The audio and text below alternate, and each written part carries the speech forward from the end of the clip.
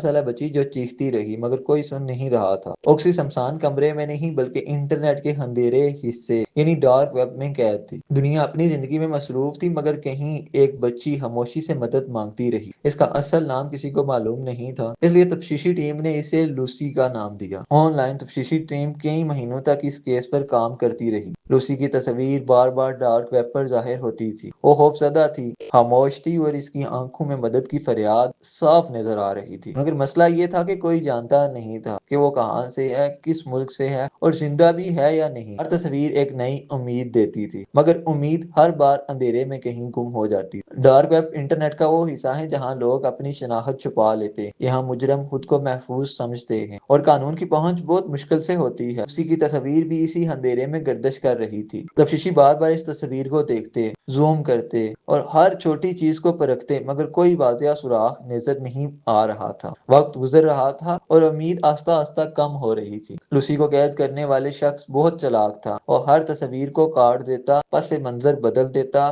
روشنی تبدیل کر لیتا اور ہر ایسی چیز مٹا دیتا جس سے شناخت کا اندازہ ہو سکے۔ نہ کوئی دروازہ صاف نظر آتا، نہ کھڑکی، نہ آواز، نہ کوئی شناخت، بس ایک ڈمی ہوئی بچی اور خاموش۔ تفتیشی ٹیم کے لیے یہ کیس بہت مشکل بن گیا تھا۔ پھر ایک دن ایک نئی تصویر سامنے آئی۔ بظاہر یہ معلوم تھا کہ کوئی عام سی تصویر تھی مگر اس بار کچھ مختلف تھا۔ تصویر کے کونے میں ایک چھوٹی سی چیز دکھائی دے رہی تھی، ایک عام سا کھلونا۔ شاید کوئی عام انسان اسے نظر انداز کر دیتا مگر تجربہ کار آنکھوں نے اسے فوراً پکڑ لیا۔ تصویر کو بار بار زوم کیا، تحقیق شروع ہوگی۔ پتہ چلا کہ وہ کھلونا صرف محسوس علاقوں میں فروخت ہوتا ہے۔ یہی پہلا سوراخ تھا اور یہی امید کی پہلی کرن بھی تھی۔ اب ٹیم پوری طرح متحرک ہو چکی تھی۔ تصویر دوبارہ چیک کی گئی، ممکنہ لوکیشن کو فلٹر کیا گیا۔ ایک اور سوراخ ملا۔ اس کی تصویر میں دیوار پر ہلکا سا نشان نظر آیا جو ایک خاص قسم کے پینٹ کا تھا۔ اب دائرہ مزید چھوٹا ہو گیا۔ مہینوں کی مسلسل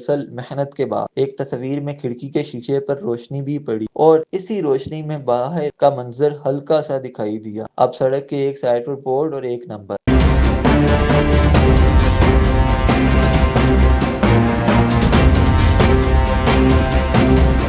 آخرکار تفتیشی ٹیم نے محنت کر کے ڈیٹا نکال لیا، نقشے چیک کیے۔ آخرکار وہ جگہ سامنے آ گئی جہاں لوسی موجود تھی۔ پولیس فوراً حرکت میں آ گئی اور خاموشی سے گھر کو گھیر لیا۔ اندر سناٹا، دروازہ بند۔